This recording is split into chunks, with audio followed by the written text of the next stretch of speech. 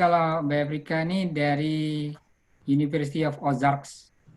Saya dari desa juga sebetulnya, sama seperti Mas Doni, Pak Rahmadian. Saya agak kagok manggil Pak Rahmadian karena biasanya manggilnya cuma Doni. Tidak apa-apa.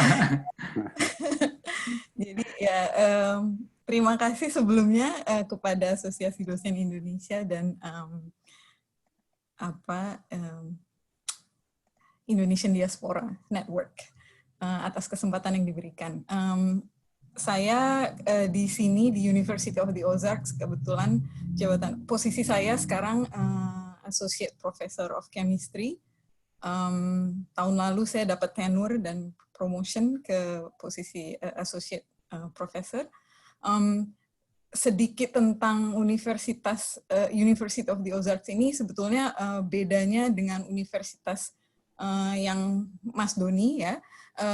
Universitas saya ini liberal art school. Kalau di Indonesia mungkin kurang populer ya, apa itu liberal art school ini, nggak ada hubungannya sama sekali dengan politik ya, dan bukan berarti kita juga cuma belajar tentang art. Jadi liberal art school ini lebih difokuskan kepada 4 bidang, yaitu natural science, social science, art, dan humanities. Mungkin populernya ini cuma ada di daerah western ya. Kalau untuk di eastern negara-negara di daerah timur ini kurang populer liberal art school ini. Untuk student body-nya kebetulan tempat saya ini sangat kecil sekolahnya, jadi cuma ada sekitar 900 student body, tapi dari 900 student body ini sekitar 22% itu international student, mewakili lebih dari 20 negara di dunia.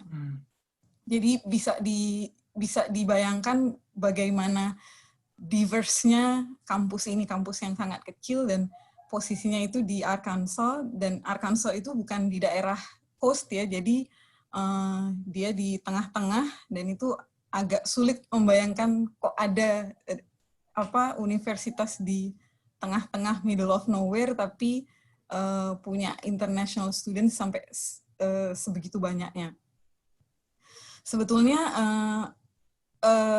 University of the Ozarks ini kalau di Arkansas merupakan universitas yang mungkin jadi trendsetter ya, karena dia universitas pertama yang berdiri di state of Arkansas, kemudian juga universitas pertama yang ada perempuan. Jadi admission menerima admission itu perempuan untuk bersekolah di sini. Termasuk juga universitas pertama di Arkansas yang menerima dan meluluskan mahasiswa kulit hitam, karena di sebelah barat Mississippi River ini mayoritas untuk universitas, terutama mayoritas itu kulit putih. Jadi University of the Ozarks ini termasuk yang pertama di berbagai hal yang saya sebutkan itu tadi. Kira-kira itu Mas Doni ya yang saya sampaikan. Baik, makasih Mbak. Itu mungkin teman-teman peserta nanti bisa check out juga ininya kampusnya seperti apa. Do you have time? University of Ozarks, kita punya faculty di sana. Makasih. Selanjutnya saya tuh seperti yang kita pahami di tema acara kita ini kan mengenai ini kan teaching in the pandemic era ya. Jadi saya ingin tahu kira-kira mungkin Mbak Bev bisa cerita dikit.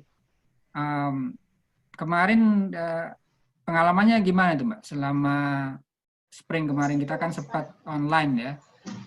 Itu dengan model pengajaran yang berubah kan dari kan kita sempat berubah dari di tempat saya spring break mulai berubah dari face to face ke online, itu lumayan mengagetkan juga kan. Nah itu pengalamannya gimana? Anak-anak Iya, itu Kesan-kesannya gimana dapat? ini menarik sebenarnya kalau melihat dari hasil evaluasi ya, kan kebetulan kalau untuk jurusan kimia, hampir semua mata kuliah yang diberikan itu selalu ada komponen lab. Jadi lab itu tidak terpisah. Jadi lab itu bukan komponen dari kelas. Dan hasil evaluasi student evaluation, jadi setiap akhir semester kan ada student evaluation. Kalau dilihat dari student evaluation, jadi evaluations yang biasa kemudian ditambahkan bagaimana kesan dan kesan mahasiswa tentang perubahan ke online learning ini. Kalau dilihat dari, jadi saya melihat dua sisi ya, dari sisi lecturing dan dari sisi laboratorium. Jadi kalau dari sisi perkuliahan itu kesannya beda-beda ya. Jadi ada yang lebih senang sistem online, ada yang lebih senang sistem face to face karena lebih gampang untuk keep track dan interaksi dengan peersnya. Tapi kalau untuk yang dari laboratori, karena kebetulan karena kita harus pindah online, semua laboratorium yang tadinya sudah saya desain untuk satu semester itu ada 12 lab. Jadi karena sama di sini juga setelah spring break, terus kita tiba-tiba harus berubah jadi online. Jadi itu masih ada 6 lab yang harus dilakukan, seharusnya dilakukan, tapi akhirnya semuanya dirubah online. Itu kalau untuk yang kesan tentang virtual lab ya atau online lab itu semua student itu ininya sama, kesannya sama. Nggak ada yang suka. Jadi terus terang waktu pas pertama kali tahu kita harus berubah online, saya juga sempat mikir gimana caranya melakukan lab yang biasa kita lakukan sehari-hari itu biasanya kita lakukan di lab harus dirubah dengan cara online. Itu saya sempat frustrasi kebetulan. Jadi kita dikasih waktu 2 minggu untuk menyiapkan kelas dan lab. Akhirnya saya memutuskan dari 6 lab itu saya reduksi jadi tinggal 2. Jadi 2 lab aja yang saya fokuskan, terus kebetulan untuk diskusi di kelas setelah spring break itu masih ada 4 chapter yang harus dibahas. Itu saya reduksi juga jadi tinggal 2,5 chapter. Jadi betul-betul karena cuma dikasih waktu 2,5 minggu, 2 minggu gimana merubah semua silabus yang sudah disiapin, semua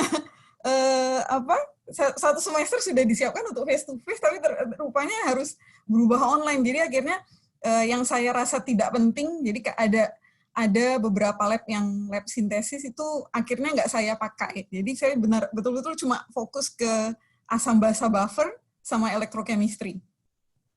Yang labnya bisa dipakai secara online juga walaupun nggak ideal.